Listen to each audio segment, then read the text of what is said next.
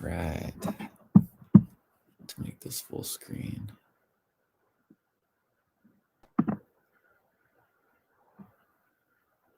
And let me get my...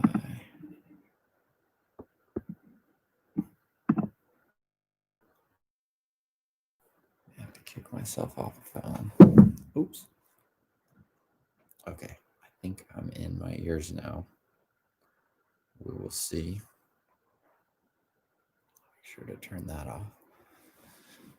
So, good morning. It is Wednesday. I think it's the 1st. Yep, the 1st of July. And I took 2 days off from doing this. The first day was because it was Larissa's birthday party day. We celebrated her 30th. And then yesterday was just a full-on recovery day where we just kind of hung out and watched movies. And I just knew I wasn't going to be in a headspace the day after to really show up and be present with this in the way that I want to. So this morning's been great. It's really overcast, but I got a short run in, got a cold shower, short meditation, and now my coffee. Hopefully I'll be nice and tuned up for today. Looks like there's one person on.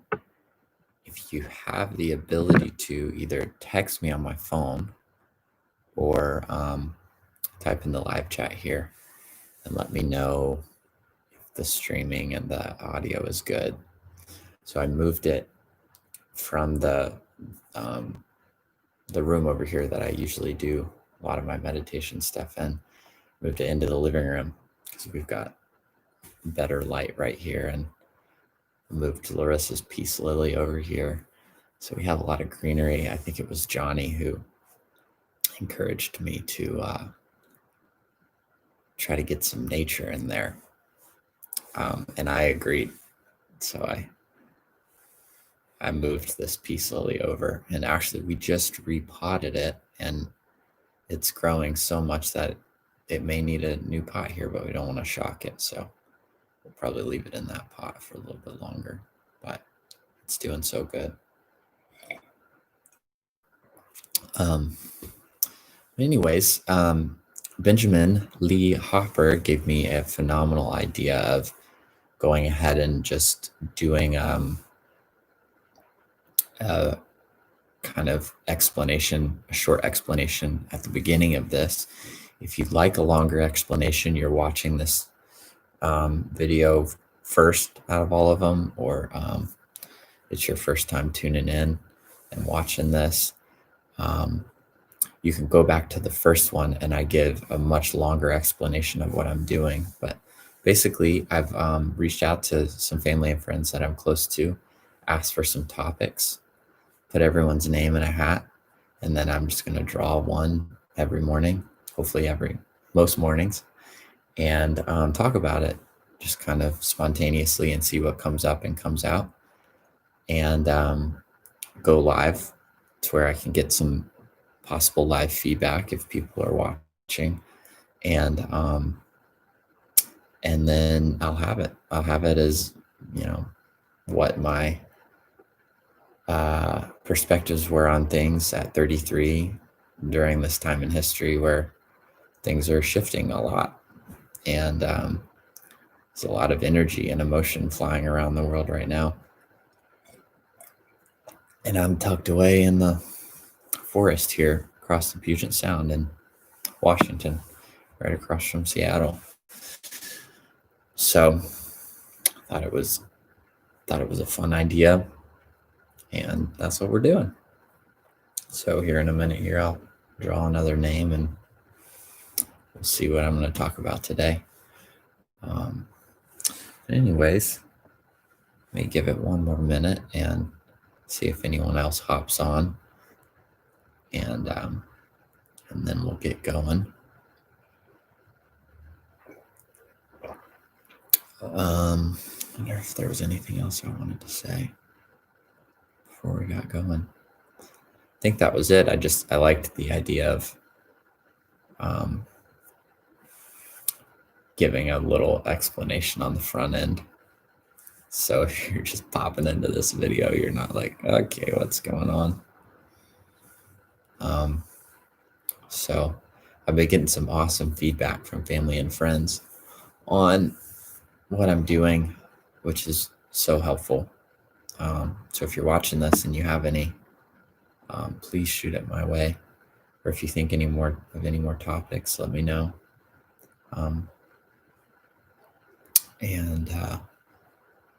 Yeah, it's way more fun when there's more interaction. It's a lot more fun. All right, let's get started. Got Larissa's favorite hat. Let's see whose name I pull out this morning.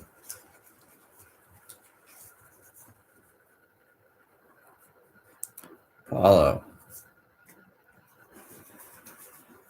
All right, Paolo. Let me pull yours up.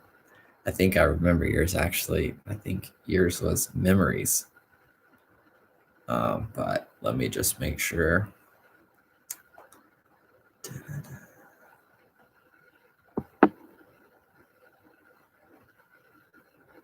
Yep. Paul's topic was memories.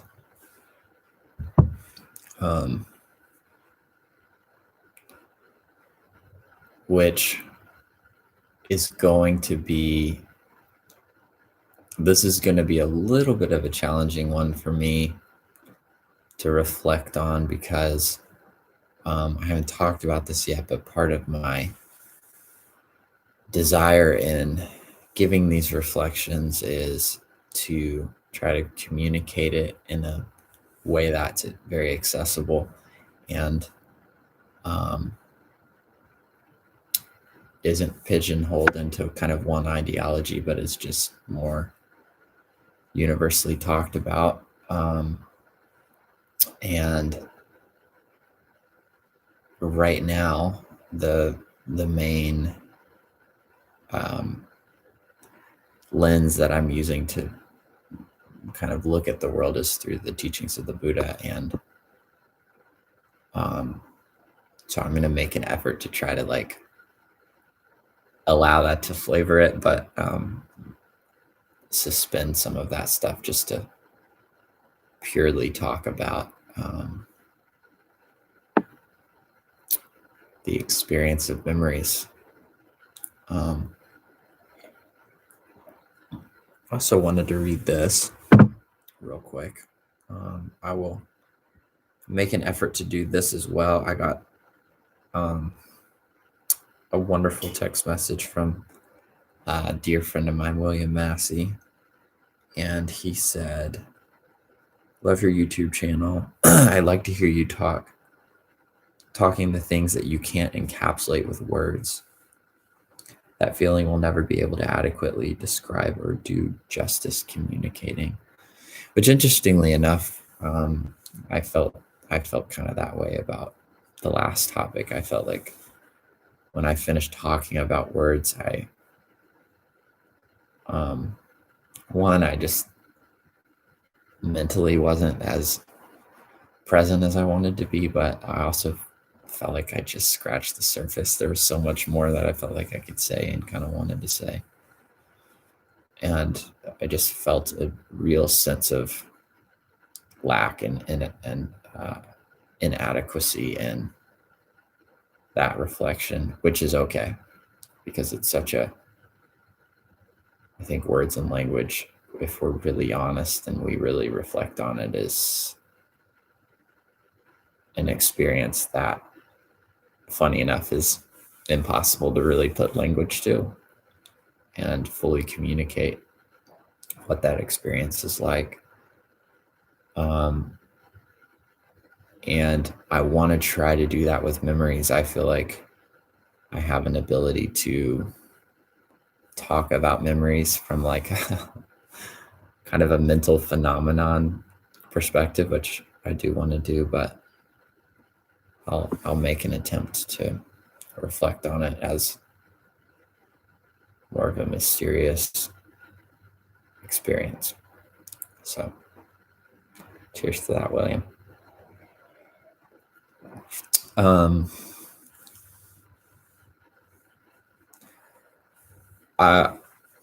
When I immediately got this text from Paolo, I've been trying really hard when people give me topics not to go ahead and do what I normally naturally do in my everyday life, which is just take the memory or take the topic and go ahead and start reflecting on it so that I have some material.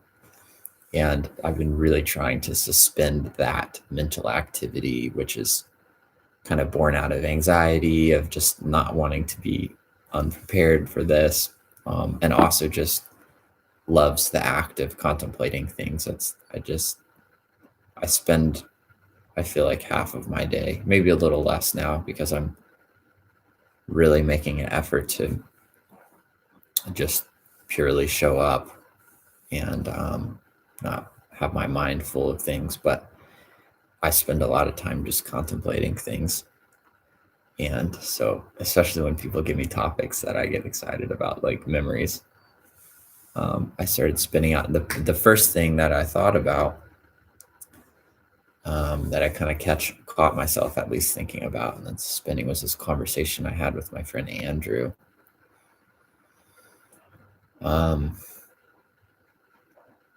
Probably 2 years ago. I remember exactly where I was. I was living with my sister and brother-in-law in Selwood, Oregon, just south of Portland, still in Portland. And he was kind of asking my perspective on nostalgia and if it's helpful. And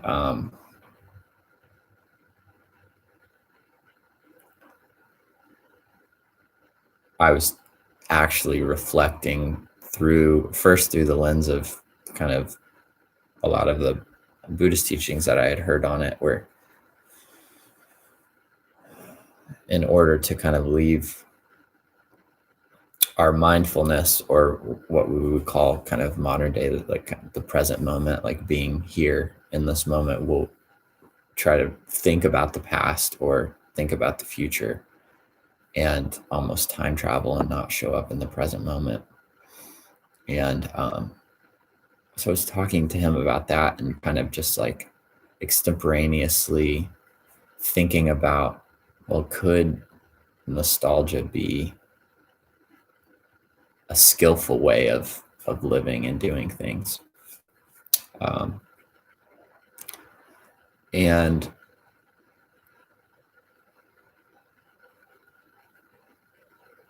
I think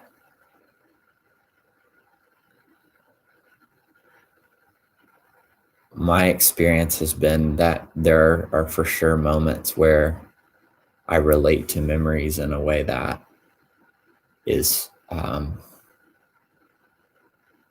trying to leave my body or leave the present moment, and something will pop up and it'll just pull me away, whether into a positive or not very enjoyable mental space. But I have developed a relationship with memories where I will consciously set some kind of intention or desire to cultivate something within myself. And a lot of times those things are impossible to put language to. Just kind of, I want kind of a loving impression, or this presence of goodness to kind of settle myself and center myself. And so I will go into silence and solitude with this desire to find a memory where I experienced that. and go into that memory. And depending on what's going on, like if I don't have a lot of heavy intentionality behind what I'm doing in the moment, like say sitting and meditating, if I'm just going for a walk or I'm just driving in the car, and I'm doing that, I'll just kind of explore the memory for sure and move through it and allow it to kind of allow all the feelings of it and the sensations of it to kind of wash over me. Um, and I'll allow myself in some way to get carried away with that. If I'm sitting, I'm actually strategically using that memory to either settle my mind or bring me into a space of loving kindness or compassion or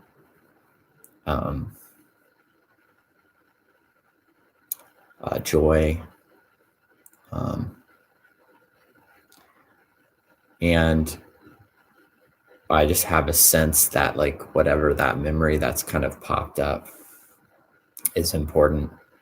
And I will move into the memory, allow my body to feel whatever I was feeling in that memory.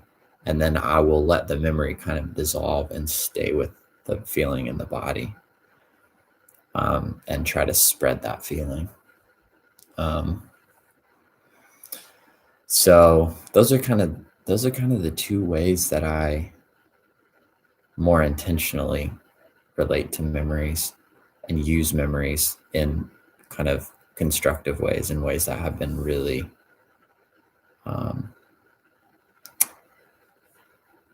have at least seemed to be really skillful and positive in my life. And then maybe the other one I'll talk about is kind of really similar, but there will be times, whether I'm walking or whether I'm sitting or just going throughout my day, where a memory will come up and it's a really painful one, or I will out of nowhere kind of have these really negative feelings about someone. And I know that I can't stay in a place of compassion and loving kindness unless I face that. And so sometimes I'll actually move into a memory that kind of created the experience that led to my feelings of bitterness or unrest, that have kind of kept me from being able to move into this really kind of loving, accepting space. And it may be towards myself, it may be things that I've done that I've kind of like choices I've made that I'm not really letting myself off the hook for, and I'm beating myself up about.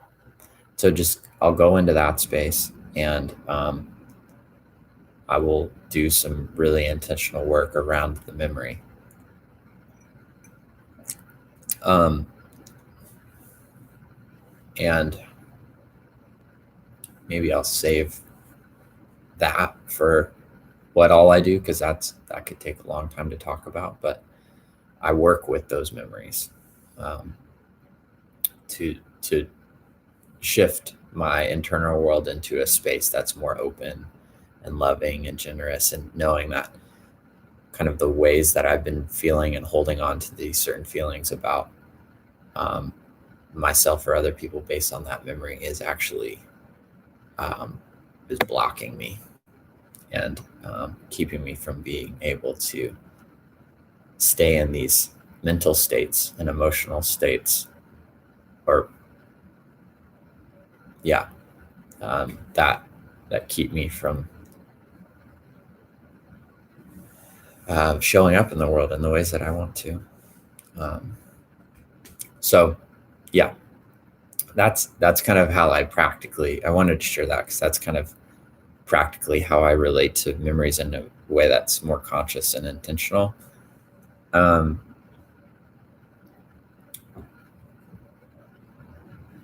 Memories are these weird things where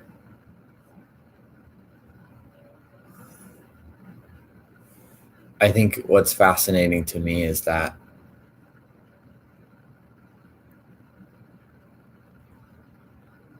we almost think of them as not real.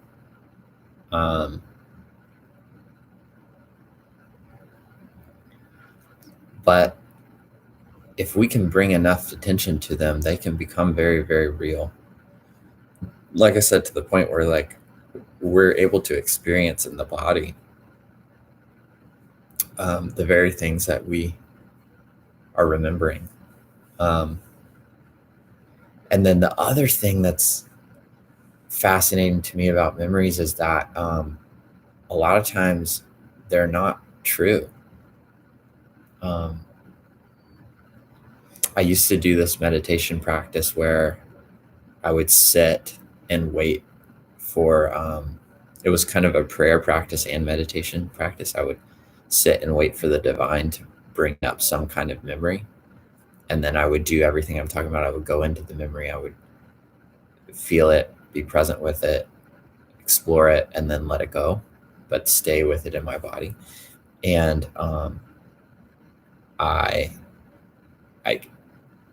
did it I was in Arizona, living in Arizona with my grandmom and granddad for a little while, and the specific memory came up, and I came back to it like 3 or 4 times, and by the 4th time, I was just released something. I was just in tears, just bawling my eyes out, and I went to share that memory with one of the people that was in it, and they were like, "Oh, that wasn't me. I wasn't there." And I realized that my mind had replaced the person that was in that memory with this other person, because that other person was not as a painful presence in my life as the person that was actually in that memory with me. And so just realizing that, like, one, our memory is just like one angle and one perspective of what was actually happening, and then 2, like, our mind can actually change the memory for its own reasoning. So it can be very, very real, but it can also be a kind of a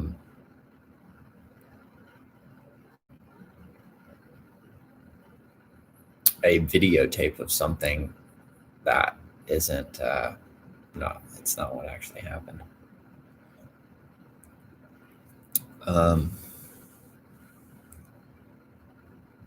Yeah, it's kind of fascinating. I wonder, like, what other living creatures' experiences are with memory.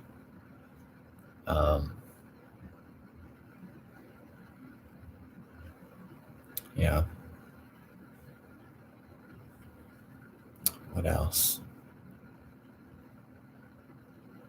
What else having to do with memories?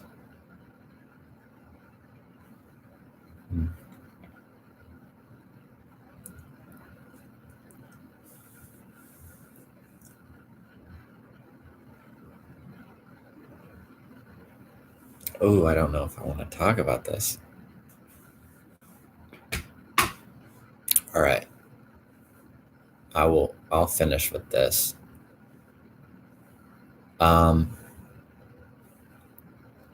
This is an experience that I've had that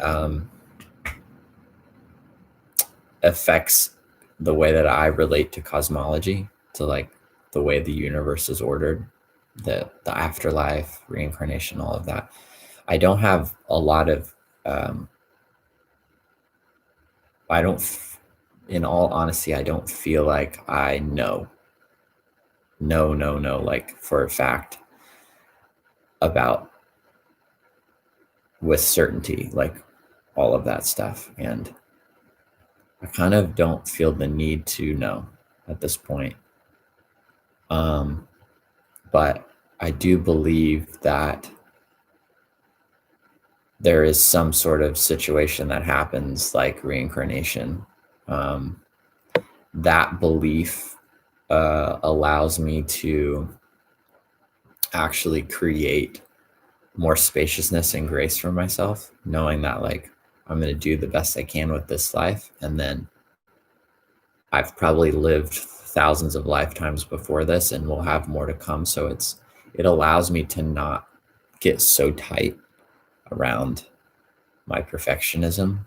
And so I choose to believe that way because the fruit of that belief is has been really beautiful in my life. And then it kind of lines up with the natural rhythm of things where you see this cyclical pattern happen in nature and in the universe, and energy is constantly just being recycled. So to me, it just resonates and makes sense in this way that's kind of beyond rational thought, but it seems really rational to me too. So anyways, part of what opened me up to that is when I was involved in Christianity, I had connected with this lady who I think she got her either master's or doctorates in, I think it was called something like spirit science, which was this kind of like merge of modern day kind of cutting edge psychological like therapy and ideology with these spiritual understandings and approaches, and it was really interesting, and it would take me a long time to talk about. But the important part here for this is that she brought me into two memories that were the oldest memories that I've experienced, and she asked me to go into a memory and see if there were any memories I had while I was in my mom's womb. And we did that, and that was really powerful, really healing. And we spent like 6 or 7 hours moving through this stuff, and most of it had to do with these two memories in my mom's womb that were kind of conjoined. I kind of think of them as one because the meat of what we were looking at had to do with those, that time in my life in my mom's womb. But then she was like, hey, like, this may be a little weird, but I think the language she was using, because we were in the Christian circle, is, would you ask Holy Spirit if you have any memories of before you were born? Which is a little bit of a strange thing to ask a Christian who typically has this dualistic heaven and hell ideology where your kind of soul is born at birth, and then you either go to these two destinations, or if you're Catholic, you have a few, and there's all kinds of different variations to that cosmology. But especially in the evangelical community, it's like there's the idea of like pre-birth is not really talked about, or it's just not believed. So it was really interesting that she was asking me that. And just like that, I went into this memory where I was not in a body. There wasn't really any visual experience. I wasn't seeing anything in my imagination. There was just this exchange between kind of the essence of who I was and this divine presence, this kind of like all encompassing presence where I how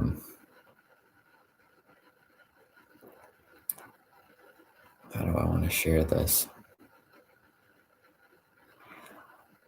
In that exchange, one of the things that I knew was that I made a choice to be born into my current body, and I was given the choice to like see my whole life play out and know kind of the challenges I was going to face, the beautiful things, and I saw it all and I said yes to it.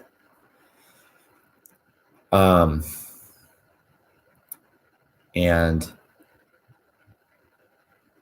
so that was a really empowering memory. Whether or not that actually happened, and whatever I believe or don't believe about cosmology, my choice to kind of lean into that belief has been one of the most empowering things that's ever happened to me, where no matter what happens or what I go through, I know that it was my choice to show up here and to come into this body and into this time in history and experience the things that I'm experiencing.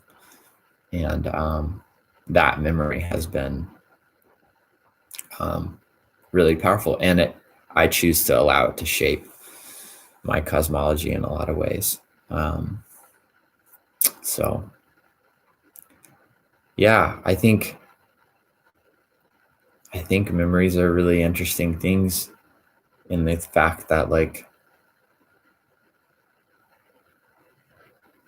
we also aren't really sure where they go. Like, if you really think about it, it's like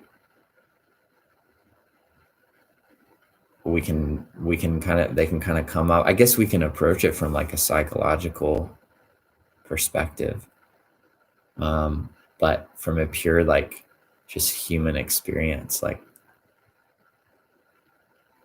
yesterday just kind of disappears, and we're left with these like impressions of what yesterday was and these different memories of it, but they're not linear.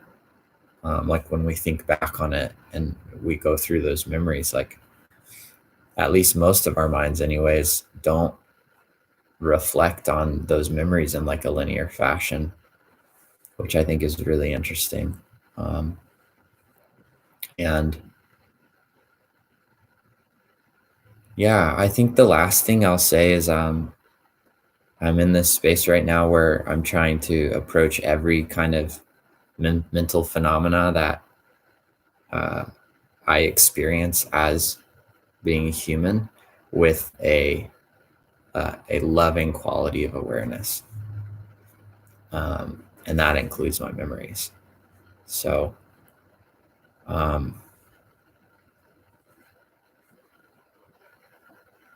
yeah, I just, especially the memories that come up and I experience that are a little bit challenging to extend kind of this, like, really kind, generous quality to. Um, I I'm really making an effort to sit with and be with, and not necessarily immediately push away, and not necessarily immediately like run with, unless that's what's happening, and that seems to be a positive thing. But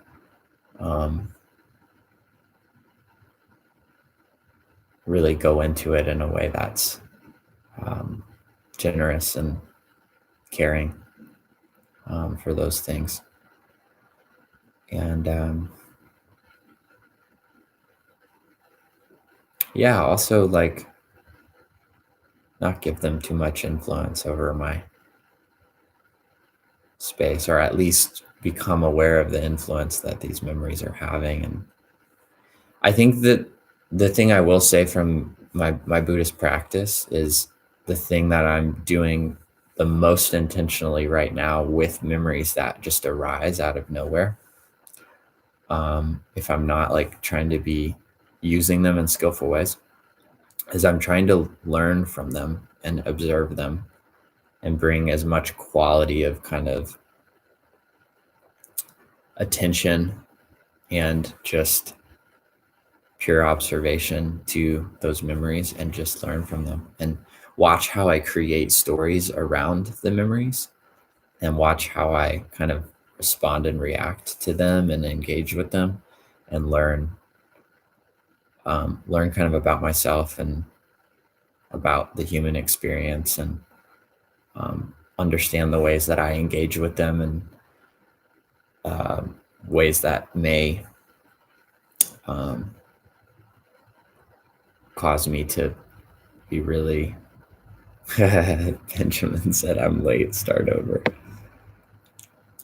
Benjamin, I'm talking about memories. Do you have any specific questions or thoughts around the idea of memories that I can talk about for a few minutes before I hop off?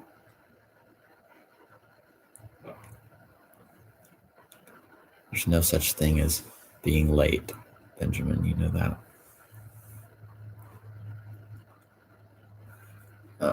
Anyways, as I'm assuming Benjamin's probably typing, but that's kind of the way that I'm responding to memories as they arise. I also love storytelling, and storytelling is basically just like diving into memories and just getting as deep into the memory as you can and communicating it as, you know, beautifully and powerfully as you can. Yeah, they carry presence. They carry a lot more than I think we realize that they carry.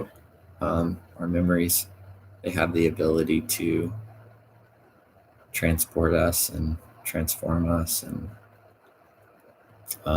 when I think when we go back into the memories with skillful intentions and loving intentions, we can experience a lot of transformation.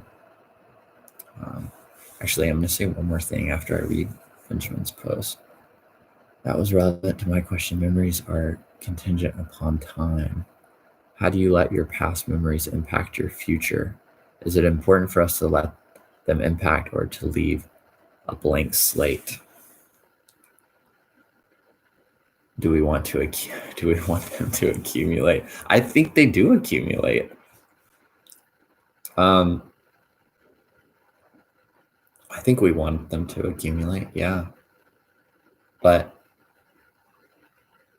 you know, Benjamin, I think a lot when I think about memories from this perspective. I think of Ram Dass, where, you know, in his old age, I feel like part of his peace and just quality of being that he had was this lack of care for things like memories. He was just so there. There was so much there-ness in him that he would have memories. He would still talk about Nikroli Baba and he would talk about these things, but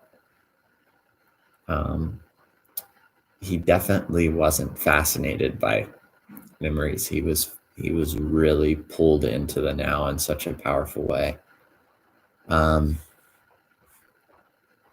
I think he said, is it important for us to let them impact us? I think what a good question could be is, are they impacting us and how they're impacting us? Because we may not realize how memories that we've experienced or been through, especially traumatic memories. And I think this isn't really talked about, and I've gotten some flack for saying this, but I think we can experience really positive things in our life that can be traumatic in a very different way that really painful things. Like we can experience these states of deep elation and bliss and be very embodied in those moments. And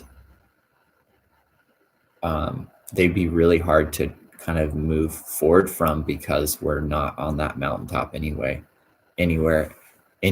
And we're craving to be back there. And that craving and attachment to that experience can cause us immense suffering, just like some of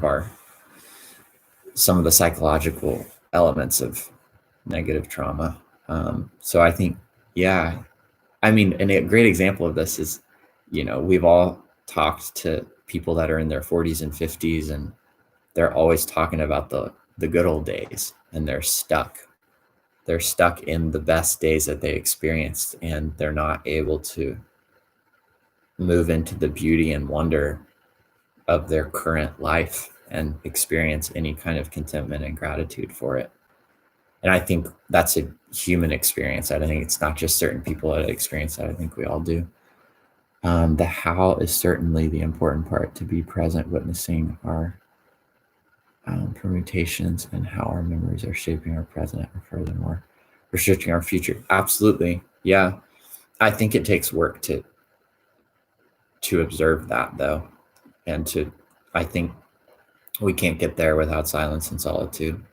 If we haven't created a time in our life to slow down and reflect, it's going to be really hard to see how our memories are kind of permeating into our now, how everything that's happened up to now is creating the person that we are kind of coming into being, and how we're relating to all those things and perceiving them and understanding them. And then if you believe in past lives and you've done any past life regression stuff, no matter what you think about that, like, you can do these things and realize that, like, you have these, I mean, I don't know how people think about this and feel about this, but there's definitely lots of people that are under the school of thought that you're not just impacted by your current life experiences or even your family of origin, that you're coming into your life, you know, with previous lifetimes of memories, possibly, and figuring out how those are impacting you too. That can be part of your work. Yeah, I think I covered all that. Impact. Yeah. The biggest revelation is silence. I think it is. I really do. It reminds me that he just posted a Lao Tzu quote. It reminds me of, I don't remember who said it, but when, you know, we were both pretty involved in Christianity, it might have been Richard Rohr said the safest way to God is silence, which was like, hearing that was very jarring, where, you know, we're experiencing, you know, the ways to God is through these loud worship services and through talking and through music and all these other ways. And so to say, well, actually, like, peeling all that back is probably the safest way to some kind of divine essence and presence within us and around us, was kind of was a paradigm shift. And it created, I think, this curiosity in me. Is that true? I wonder if that's true. And now, you know, years later, like, if I'm able to put any experiences and call it a divine experience, and give that ideology and quality to it, it for sure happens most safely and most powerfully in silence and solitude. And I'll actually end with a story, or not necessarily a story, but I'm going to share this without providing any personal, like, feelings or thoughts around it, just as a pure thing to kind of pass across the table, having to do with memories and everything I've been talking about. But I grew up in this supernatural culture of Christianity that was really focused on having these supernatural experiences. And I actually went to this ministry school for 2 years. Actually, I think it was more like a year. Yeah, I think it was more like a year. That was considered like Christian Hogwarts, because it was like really heavily focused around the gifts of the Spirit and what they called the manifest presence of God kind of like just showing up in the miraculous and all these interesting ways, in ways that kind of would naturally just dissolve your idea of what reality is and kind of put you into this instantly mystical experience and approach to life. And there was this prayer practice that you can look up. It's called Sozo. And there were all these, it was kind of housed in this ideology called listening prayer, where you would just sit and ask God a question and just wait for a response and wait for kind of your God to fill your imagination with some kind of response. And there were all these tools within that. And one of them was called presenting Jesus. And the idea was that, the kind of whole premise of this sozo is a word that kind of means saved, healed, and delivered. So it's this whole experience of almost reconnecting the person to God in this really full-on immersive way. And so the process is like kind of finding these blocks and these ways that the kind of human soul has been blocked, so that they can kind of unclog those things and that connection can be restored. And so one of these tools was called presenting Jesus. And what they would do is they would go into, whenever there was a block, they would kind of ask for a memory having to do with that block, or the memory would already come up. And they would just ask the person to go into the memory and sit in the memory, and then ask Jesus where Jesus was at in that memory and what he was doing. And my experience was that was one of the most transformative tools that was used, where people that couldn't, whatever painful thing was happening in that memory, people for whatever reason couldn't get through it. They couldn't forgive themselves, they couldn't forgive the person, they couldn't forgive the experience, they couldn't kind of move through it, and they were stuck in the feelings and kind of story behind that. And then they would have this moment where they would see Jesus in a certain way doing a certain thing in this memory, and it would just like unlock something for them, and was a really powerful healing kind of therapeutic tool that was used. And so anyways, I don't know why that came up, but it came up towards the end, and I felt like it would be a fun thing to share, having to do with all of this, and be an interesting thing to kind of pass across the table. Yeah, so there you go. There's a fun memory for me about memories and having to do with everything that I've talked about today. It's a fun, interesting topic that I feel like I could spend a lot more time talking about, but I don't want to go over the top with it.